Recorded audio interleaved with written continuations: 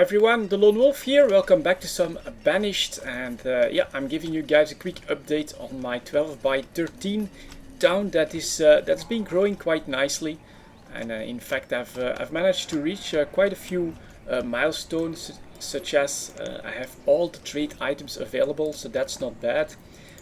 My cow production is also almost going to start to kick in here, 18 out of 20 in this one. 7 out of 13 because I just split it with an extra one here, that's 7 out of 7, and so pretty soon these should start to produce some extra leather and food every season. And you can clearly see here the pattern extending. The housing square is 6 houses on the sides, and then a storage barn in the middle, and some room for stuff like firewood. And this, I think this works pretty damn well. I've not seen any of my citizens grow cold or go hungry, and I do think it's because they just have to go right around the corner from their house to pick up whatever they need, as soon as of course these need to still get into gear here, because a lot of this food production is actually pretty new. So here, for instance, this orchard is going to be the first time that it's going to produce anything. But overall it's looking quite nice, everything is well under control. I even have enough stone because these traders are bringing it on a regular basis. I think it's something like if you buy everything that they bring in, let's say stone and iron, on their next trip they're more likely to bring it again.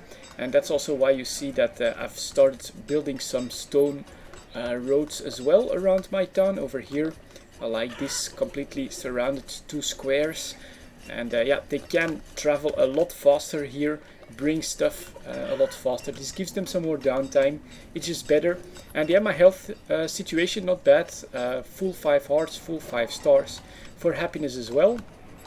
I've had to make a full church and then a second church as well to get all of my people into the extreme happiness of religion. Not really sure why they like that so much, but okay. And other than that, what I need to work on is a little bit more alcohol production. I think that's the one thing that's still lagging behind a little bit. If I go here for my production, the logs, it's just a little bit more, but that's because I'm right at my limit. Stone, obviously I get a lot of that from the traders, same with iron. Then fuels here, no problem. These woodcutters have a lot of downtime. Tools, I'm producing plenty of tools, including steel ones, so that's also quite alright. Food was not great last year, but I think we'll have a better year this time because a few more farms and stuff are going up. Herbs, that's not a problem at all. I think I have 4 of these now, setups where I have logs and a herbalist going. So this is plenty of production, it's working quite nicely.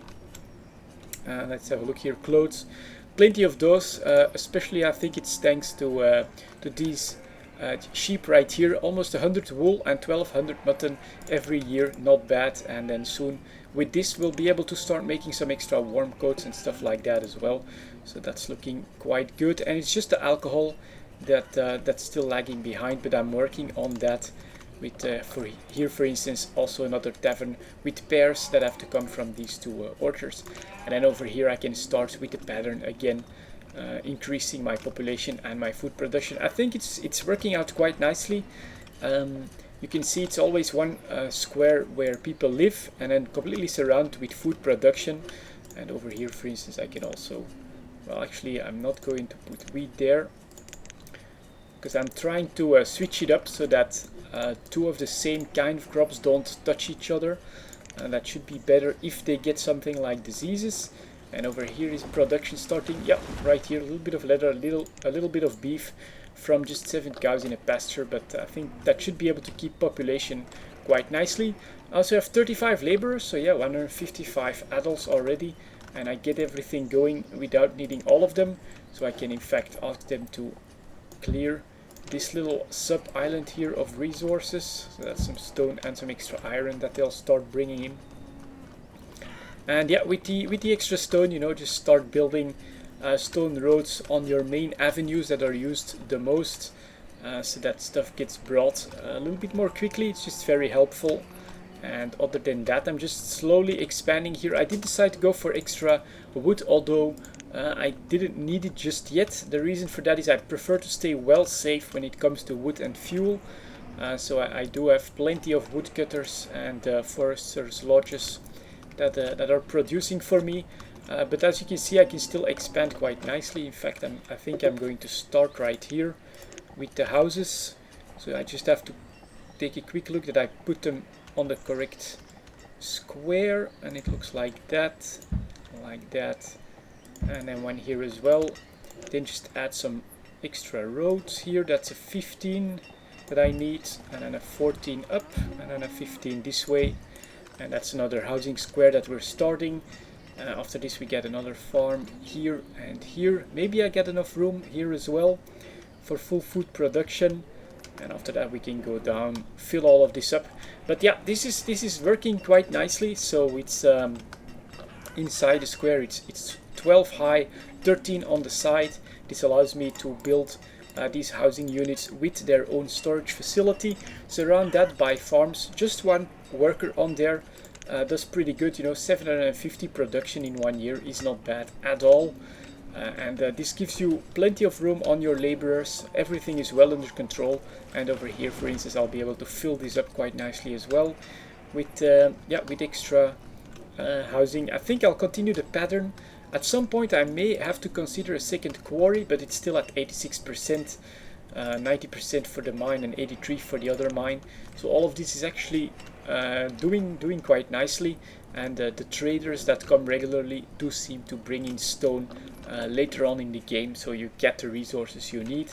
Other than that, yeah, this cemetery is almost full, so I'm not sure. Maybe I can like replace it, you know, destroy it and then put another one. Otherwise I may have to try and build a second one somewhere else.